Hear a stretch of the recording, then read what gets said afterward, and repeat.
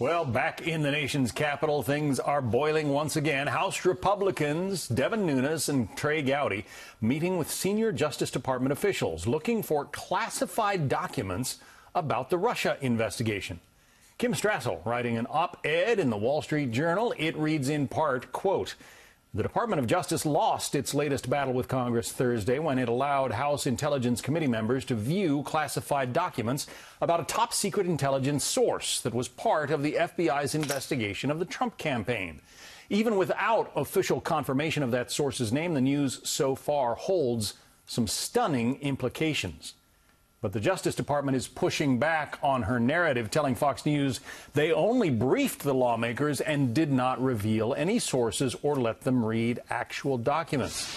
And Kim Strassel, Wall Street Journal editorial board member and Fox News contributor, joins us now. One of those stunning revelations that you write about, and I would encourage our viewers to check out your piece in the Wall Street Journal, one of those stunning revelations is you say the FBI outright hid documents from congressional investigators. Well, it's very important. Hi, John, by the way. It's very important to listen to Speaker Paul Ryan, who in his press conference yesterday pointed out that this request by Devin Nunes and Trey Gowdy was wholly appropriate and within the scope of their ongoing investigation, and frankly should have been answered quite a while ago. That's another way of saying that whatever this is entirely relevant to the long-standing probe that the House Intelligence Committee has been conducting into the FBI's handling of the Russia collusion investigation. And that means that the Justice Department, they knew full well that they should have handed over whatever it is that these two men are seeking all the way back last summer when they were requested for documents in August. But the FBI has been stonewalling or concealing what it has, right? Well, for months now, look at how they handled that initial subpoena. They simply ignored it, and then they delayed. And remember all of the excuses. This could harm national security. This could undermine our relationship with intelligence partners. What we have seen so far show that none of that's the case. What they were actually hiding were revelations that were hugely embarrassing to the FBI. For instance, the fact that it didn't fully inform the FISA court about the fact that it was basing its surveillance warrant on information that came from the rival presidential campaign. And the indications are that the FBI had some kind of a source within the Trump campaign that was feeding them information? Well, at least interacting with the Trump campaign. What we know from a leak that appears to have come from law enforcement is that they're requesting information about a source. And that term is important because when the FBI talks about a source, they talk about someone that's your average citizen that uses their credentials or their job as a way of spying for the agency.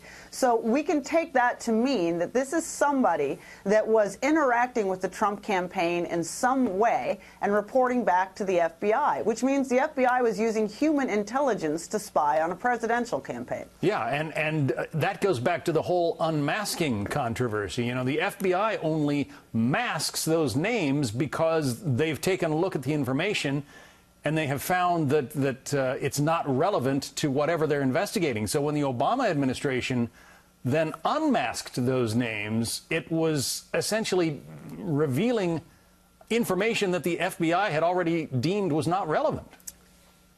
Well, these are protections that we have in place for American citizens who are interacting with foreigners. We're allowed, obviously, to keep track of what the Russian ambassador is saying on a phone. We have those spying tools, but we're not supposed to be using those tools to observe Americans. And so we mask those names, but we had the Obama administration unmasking. We now know that there was a surveillance warrants against members of the Trump campaign. We now believe, based on this, that they potentially had human people spying on that. I mean, this is pretty amazing and outrageous stuff, especially this is a political environment. Law enforcement is supposed to tread very carefully so that they don't look like they are in any way influencing or getting involved in an election. All right, so my final question, if you could ask one question of the FBI and get an answer to it, what would it be? Well, it would be for this name and to come clean about exactly what was happening in terms of all of its surveillance and monitoring and investigation of the Trump campaign. The American people need to see this. Her piece is titled "About That FBI Source," and again, I'd urge you to read it. It's in the Wall Street Journal today. Kimberley Strassel, the author. Kim, thank you. There was coordination between Loretta Lynch's DOJ and the FBI. How do you know? Well, I mean, we know because we have a number of documents, a growing body of evidence, Brian, that now would suggest that Director Comey, who under sworn testimony a number of times have said there was no coordination between Loretta Lynch's DOJ and our FBI investigation. Not only was that false, but we know that over and over again now we have emails that would suggest that that testimony was false and at best misled the American public, at worst was lying to Congress. And here we are today with emails, text messages that says that even the no coordination message that Director Comey put out on that infamous day in July was actually suggested by the Department of Justice. Here's the text. Timing looks like hell, Peter Strzok says to Lisa Page, will appear choreographed. All major news networks literally leading with the AG to accept the FBI director's recommendation. Yeah, this is awful. Nothing we can do about it. I mean, this is like a third-rate movie playing out on text messages. These people are supposed to be guarding our secrets and seeking truth and justice. They don't even know how to secure their own texts.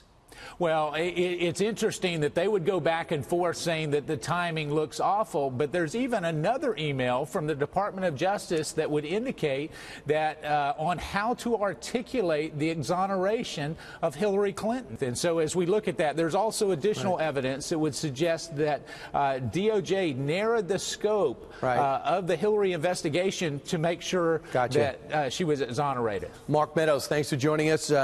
Keep that staff working because we need to get the facts. Appreciate it. The abuses at the Obama Justice Department and FBI in front of the FISA court go to the bone of the function of the Justice Department. And the key to this, the key to the lying and the misrepresentations to the FISA court is going to be John Brennan, James Clapper, James Comey, and the senior officials at the Justice Department. When there is a federal grand jury, in addition to the Nunes Committee investigation into the State Department, people will be forced by subpoena to give testimony as senior Department of State officials who are currently there or who have left. I think it will be demonstrated that they colluded with Clinton administration representatives and campaign officials and people like Sidney Blumenthal and Cody Shearer, who passed on completely unreliable information, which they hoped would be passed along to the FBI, and in fact it was, and that information was used fraudulently to obtain FISA warrants. This is why, Lou, the only way to get these answers, once the Nunes Committee is done, is to have a federal grand jury force all of these State Department people, CIA, DNI people, FBI, DOJ senior people, under oath in a grand jury. It's the only way we're ever going to get the full story. And to add another twist, Lou, Rod Rosenstein, the Deputy Attorney General, is a witness. He should be recused from this altogether because he's going to have to testify why he signed a FISA application.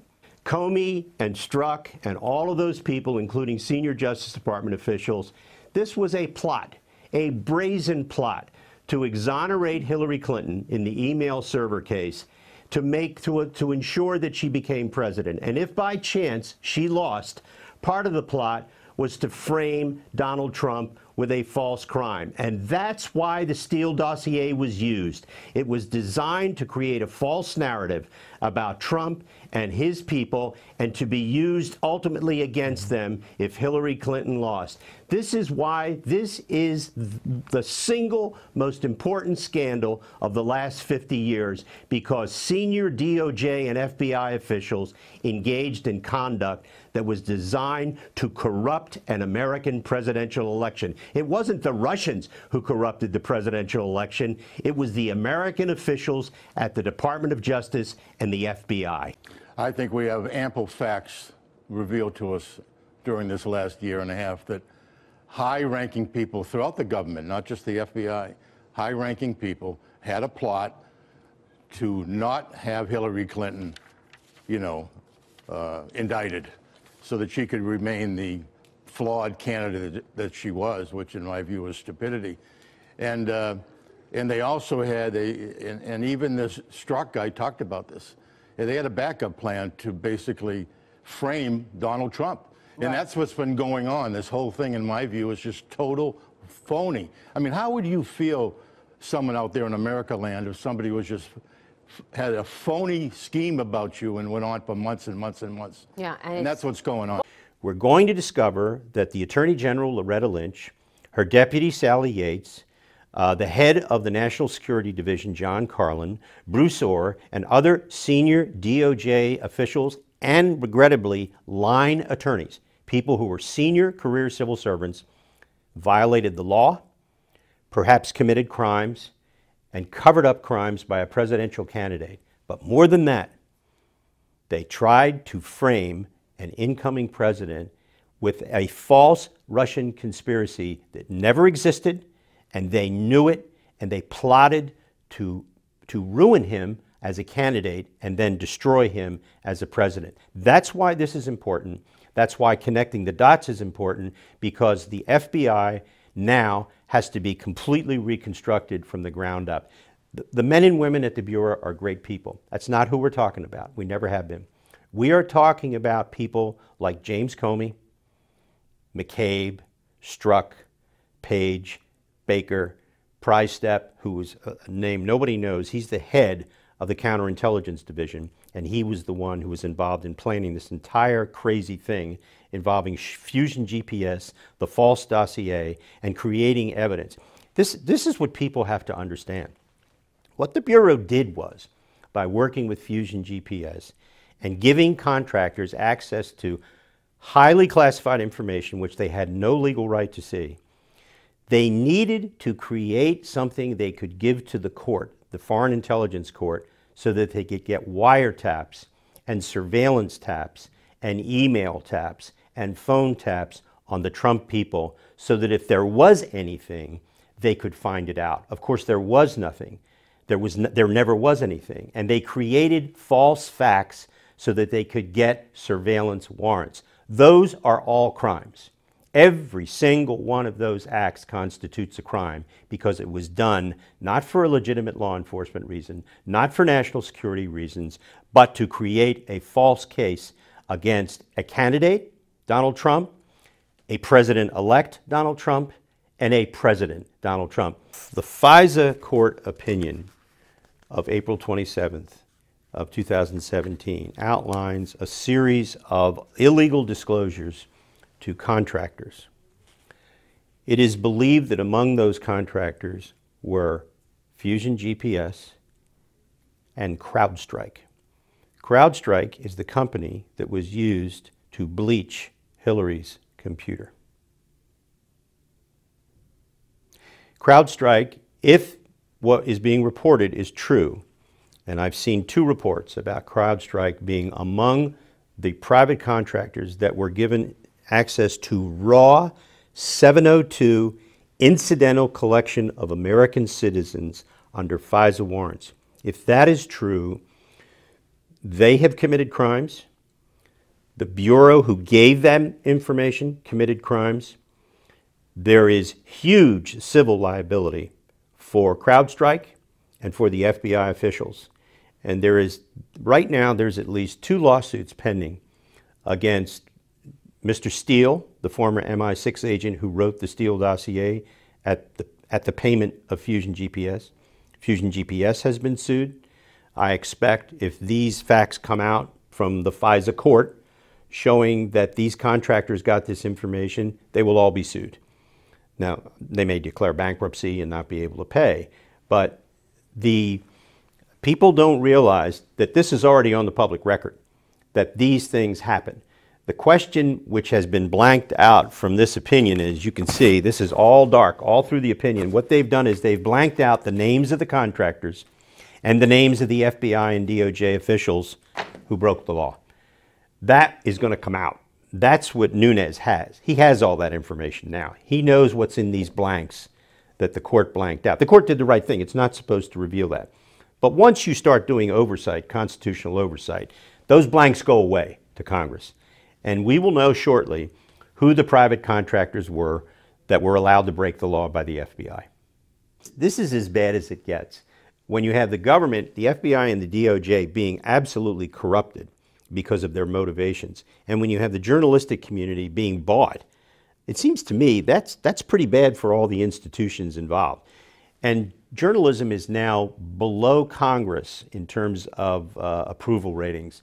This is not going to help them. What's fascinating to me is how the people who want to defend everything that the Bureau has done, or the Department of Justice, or the Clintons, have turned to a series of narratives to replace the truth.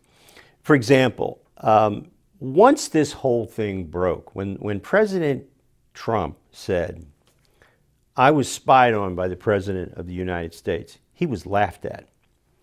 In fact, he was spied on by the President of the United States, by Barack Obama, under Barack Obama's orders, and under the orders of John Brennan, and Clapper, the Director of National Intelligence, and Susan Rice, the National Security Advisor, and Ben Rhodes, the Deputy National Security Advisor.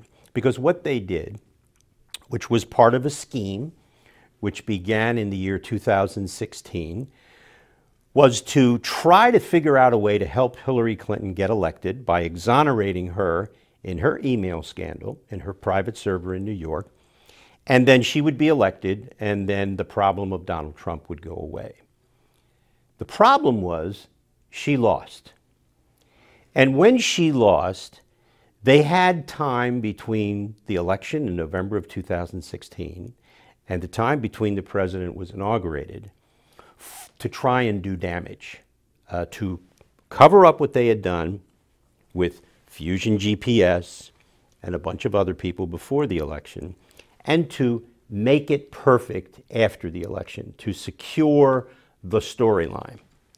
And so, interestingly enough, people, there are some real heroes in this story.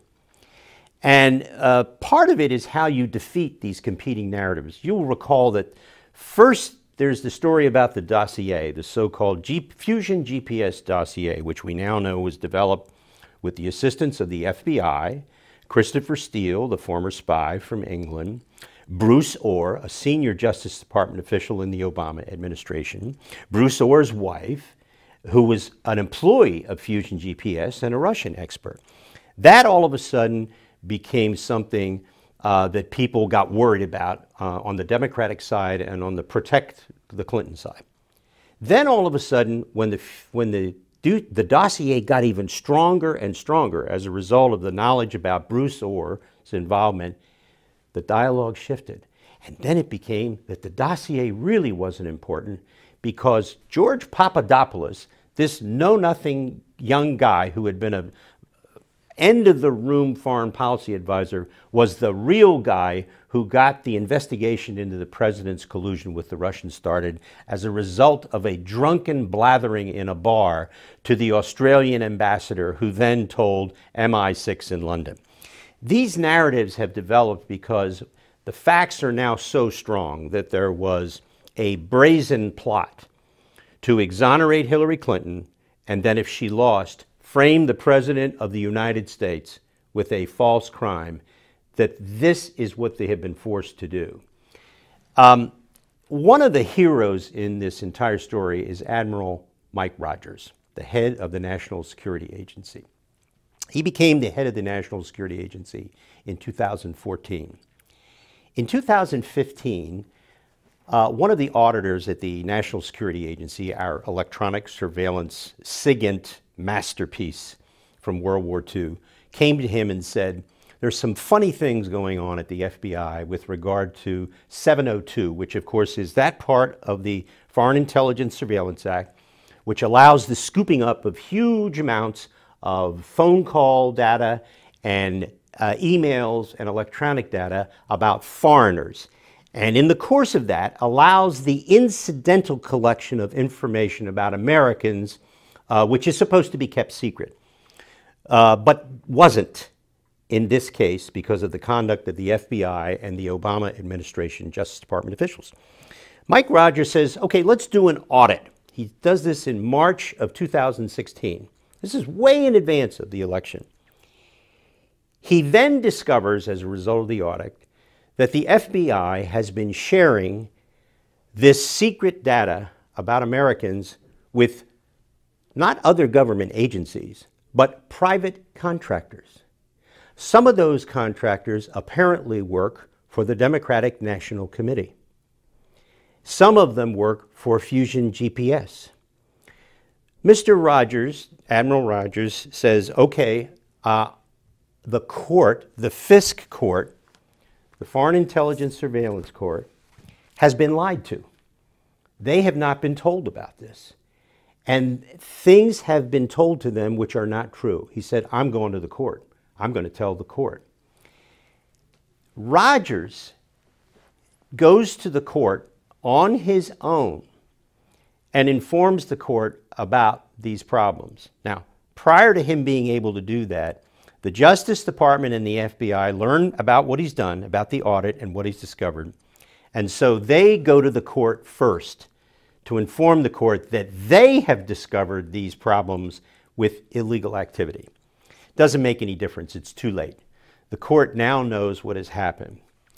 So he goes to the court, they go to the court, and then in April of 2016, the FISA court issues this 99-page opinion, which I'll bet you didn't even know about until I talked about it this morning. This opinion describes illegal activity by the FBI, illegal activity by contractors, and it calls it the improper disclosure of raw intelligence about Americans to unauthorized individuals. All of those things that the Bureau did and the contractors were crimes. Now, you wouldn't think, this is a public document now. It's been declassified. You have not seen a single story about this in the Washington Post or the New York Times. So, with this in hand, and remember, Rogers knows all about this before the election. So as soon as the election is held, Rogers determines that since there is now a president-elect who has been spied upon, he knows that Trump was the subject of a plot. So Admiral Rogers goes to visit President-elect Trump in New York in November of 2016, on the 17th of November. He's the head of the NSA. He briefs the president. And it is after that briefing, the very next day, that President-elect Trump moves his entire staff out of Trump Tower to Bedminster, New Jersey, where his golf club is, and that's where the transition team stays until Trump Tower is debugged. What Admiral Rogers did was, and this is why the president said that President Obama had wiretapped him. Rogers, on that day, November 17th, briefed the president about the illegal activities which had been reported to the Foreign Intelligence Surveillance Court earlier in the year. And the president knew what had happened at that point. Now, interestingly enough, when the outgoing administration found that Admiral Rogers had gone to New York, the DNI, the Director of National Intelligence, John Clapper, and John Brennan, the Director of the Central Intelligence Agency, asked President Obama to fire Admiral Rogers. Now, President Obama had many flaws, but he ain't no dummy. And he said, boys, it's too late. I'm not going to fire Admiral Rogers, because if I do, that'll be the only story about my last days in office, so you can forget it. And Rogers is there to this day. And when this story is written, when it's all over, the great hero will not be Robert Mueller, this crazy man that has been made the special counsel. It won't be the people on the Hill, except for Devin Nunes, who is a real hero, who has stood up under the most incredible personal attacks from real sleazeballs like Adam Schiff, this loony congressman from California. And it will be shown that Admiral Rogers saved the day by forcing the senior Justice Department officials to admit that they had done wrong things. Now, there's another fascinating part of this story. In October of 2016, when Admiral Rogers is going to the court and forcing the Justice Department to advise the court that they had submitted false documents, that they, the DOJ, had submitted, unwittingly had submitted false documents, as they say.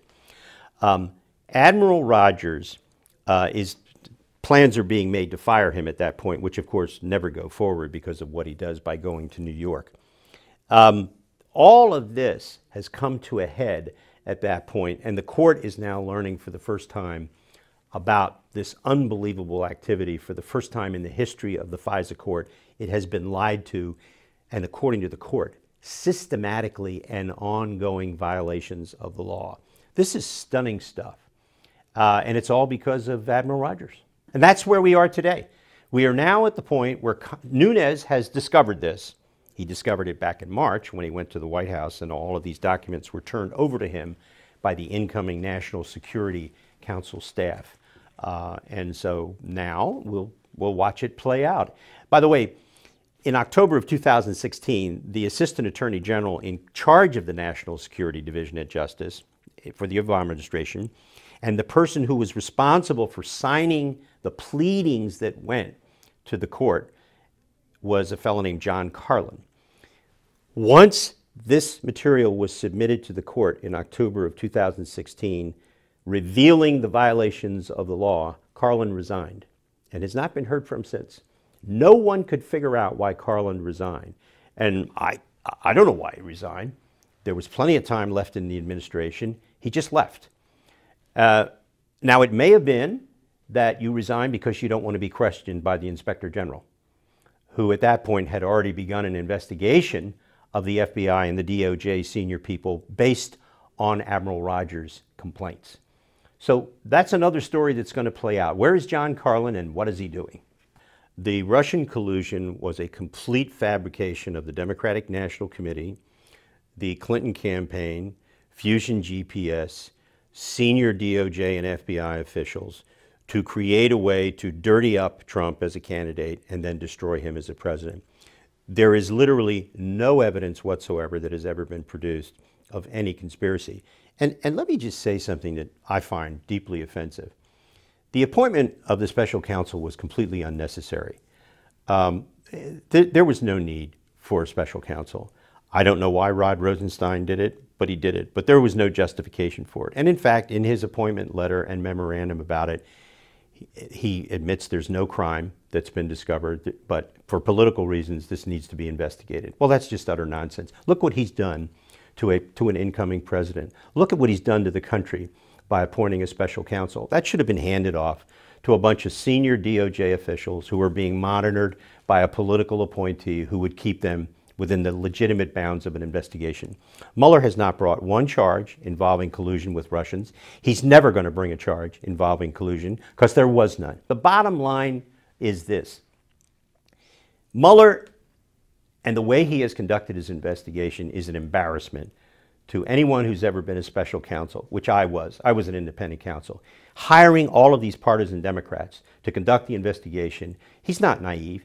Bob Mueller's been around too long. You can't be that dumb to not realize how horrible it is to have these people. These people are not biased against the president. They have an animus toward the president. There is a distinct difference. I believe that his entire investigation, Mueller's entire investigation, has been tainted by this animus. There's no way you can have people who have donated to the Clintons, donated to Obama, represented the Clinton Foundation, represented Clinton individuals in criminal investigations, and then have those people who have given to President Trump's opponent investigate President Trump. I don't know what Mueller is thinking of. Since you're bringing up the Mueller investigation and the apparent focus on investigating Trump's Russian collusion, isn't it interesting that Mueller and Comey and Rosenstein and others were involved in a Russia collusion story for Obama Clinton? Mueller, first of all, never should have been appointed because there was no need for a special counsel. That's number one. Number two, he never should have been appointed because he knows James Comey. They're personal and professional friends and have been so for many years. Comey is a target of this investigation. He's clearly been involved in activities which could be deemed illegal and criminal. There's no way Mueller can investigate him or anybody else at the senior people that he worked with. And yet, here he is investigating Russian collusion when he presided over, as FBI director, the investigation into Uranium One, which was a clear kickback bribery scheme by the Russians to bribe Bill Clinton as ex-president with speech money, to bribe Hillary Clinton with speech money for her husband and $145 million in contributions to the Clinton Foundation, and to get a result of selling 20% of the uranium supply of the United States to a Russian-controlled company. The notion that Mueller could investigate that, having been a party to the investigation, is ridiculous. But here's the other thing. Mueller, who was FBI director at the time, knew about the Uranium One investigation of Russian corruption and bribery. Did he go to tell James Comey or anybody at the Justice Department that this case was under investigation and that they should warn CFIUS, the committee that approves foreign investment? Did he go? And if he went to see somebody in the Justice Department, like, let's say he went to see Eric Holder, and Eric Holder, who sits on CFIUS, says, I don't think that's relevant to the sale of Uranium One. Or did Eric say, okay, fine, I'll let him know. We do not know what CFIUS was told about Uranium One. There have been published reports that they were told nothing about it. And here's the other part of this. If Mueller knew that this was there, why didn't he go to CFIUS on his own and say, I don't know what you're being told, but I'm going to report to you that this is pretty serious stuff and you need to know about it? He didn't do that. Why didn't Mueller do that?